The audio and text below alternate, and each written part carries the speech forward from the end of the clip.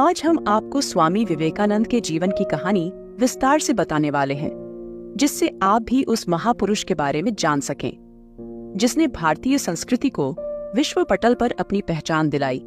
स्वामी विवेकानंद का पूरा नाम नरेंद्र नाथ विश्वनाथ दत्त था।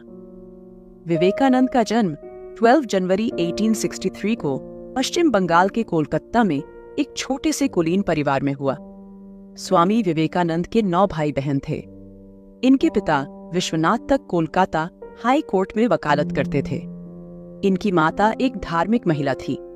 स्वामी विवेकानंद के दादा दुर्गादत्त संस्कृत और फारसी के विद्वान थे, जिन्होंने 25 वर्ष की आयु में घर त्याग दिया था। विवेकानंद बचपन से ही बहुत ही बुद्धिमान थे। उन्होंने छोटी उम्र में वेद, उपनिषद, गीता, महाभारत आदि का अध्ययन कर लिया था। 1879 में प्रेसिडेंसी कॉलेज में दाखिले के लिए जो परीक्षा होती है, उसमें स्वामी विवेकानंद ने फर्स्ट डिवीजन स्थान प्राप्त किया। उन्होंने पश्चिमी संस्कृति सभ्यता को करीब से जाना और समझा। 1881 ईस्वी में उन्होंने ललित कला अकेडमी की परीक्षा पास की और 1884 में वह ग्रेजुएट हो गए। उन्होंने David Hume, Charles Darwin, Arthur Schopenhauer जैसे दर्शन शास्त्रियों और वैज्ञानिकों के काम का अध्ययन किया। स्वामी विवेकानंद हर्बर्ट स्पेंसर के विकास के काम से प्रभावित थे और उनके जैसा ही बनना चाहते थे। उन्होंने हर्बर्ट स्पेंसर की किताब को बंगाली में भी परिभाषित भी किया। सन 1884 में उनके पिता का देहांत हो गया, जिसके बाद उनका परिवार दिवालिया हो गया। तब स्वामी विवेकानंद काम की तलाश में लग गए, लेकिन वह भगवान के अस्तित्व का प्रश्न उनके सामने खड़ा हो गया।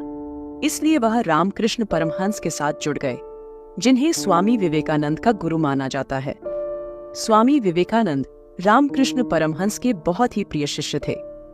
1885 में रामकृष्ण परमहंस को गले का कैंसर हो गया।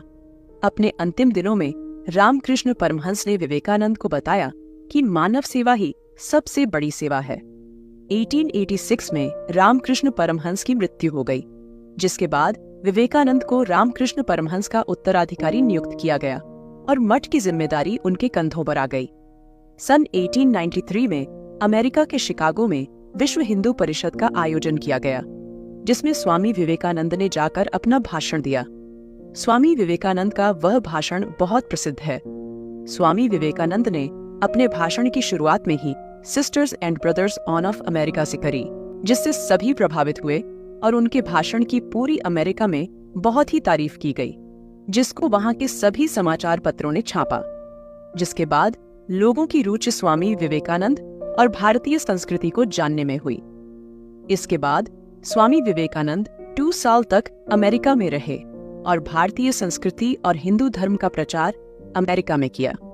इसके बाद में वह इंग्लैंड गए, जहां पर उनकी मुलाकात मार्गरेट नोबेल से हुई।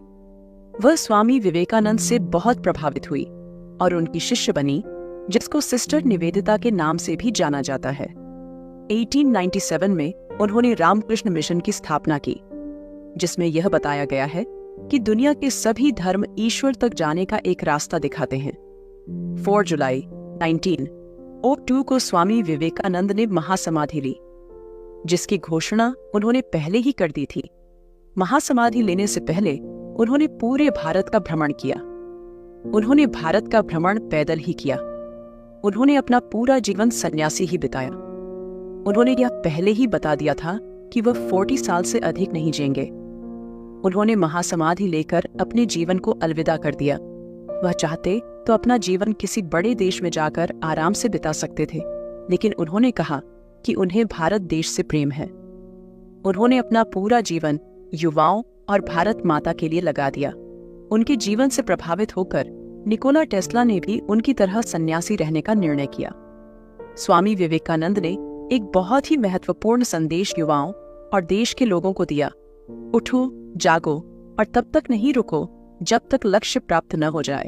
एक बार की बात है, स्वामी विवेकानंद अपने आश्रम में आराम कर रहे थे। तभी एक व्यक्ति स्वामी विवेकानंद के पास आया और उनसे बोला कि स्वामी, मैंने अपने जीवन में बहुत से काम किए और बहुत मेहनत की, लेकिन मुझे कभी भी अपने जीवन में सफलता नहीं मिली। इसलिए मैं आपके पास आया हूं। आप मेरी समस्या का समाधान कीजिए। यह बात सुनते ही स्वामी विवेकानंद ने उस व्यक्ति को कहा कि यह मेरा कुत्ता है, आप इसको कुछ देर बाहर घुमाकर लेकर आइए। यह बात सुनते ही वह व्यक्ति स्वामी विवेकानंद के कुत्ते को लेकर बाहर घुमाने ले गया। कुछ देर के बाद वह व्यक्ति स्वामी विवेकानंद के आश्रम में आया।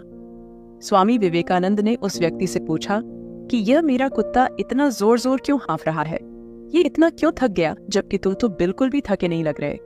इस पर उस व्यक्ति ने जवाब दिया कि जब मैं इस कुत्ते को बाहर घुमाने ले गया तो यह इधर उधर भाग रहा था, जबकि मैं सीधे रास्ते पर गया और आया, इसलिए यह कुत्ता थक गया, लेकिन मैं बिल्कुल भी नहीं थका। स्वामी विवेकानंद ने कहा कि तुम्हारे प्रश्न का भी यही उत्तर है। तुम यदि अपने जीवन में सफलता पाना चाहते हो तो इधर उधर भागने की वजह किसी एक काम पर ध्यान लगाकर मेहनत करो, तुम्हें सफलता अवश्य मिलेगी। और अपने ध्यान को अपने लक्ष्य से मत भटकाओ। एक बार की बात है, स्वामी विवेकानंद अपने भाषण को देने के लिए विदेश में गए थे। विदेश में एक महिला स्वामी विवेकानंद के भाषण से इतना ज्यादा प्रभावित हुए कि वह उनके पास आई और बोली, स्वामी जी, आप मुझसे शादी कर लीजिए, क्योंकि मुझे आपके जैसा ही गौरवशाली पुत्र चाहिए। इस पर स्वामी विवेकानंद बड़ी ही सादगी से जवाब दिया कि मैं तो सन्यासी हूं, यदि आपको मुझ जैसा ही गौरवशाली पुत्र चाहिए तो आप मुझे ही अपना पुत्र बना लीजिए। इससे मेरा संन्यास भी नहीं टूटेगा और आपको भी एक गौरवशाली पुत्र की प्राप्ति भी हो जाएगी। यह बात सुनते ही वह महिला स्वामी विवेकानंद के चरणों पर गिर गई और बोली कि आप महान हैं। इस तरह स्वामी विवेकानंद बहुत ही दृढ़ निश्चय और अपनी इंद्रियों पर नियंत्रण रखने वाले महान व्यक्ति थे, जिन्होंने मानवता की सेवा और हिंदू धर्म के प्रचार प्रसार में अपना जीवन लगा दिया।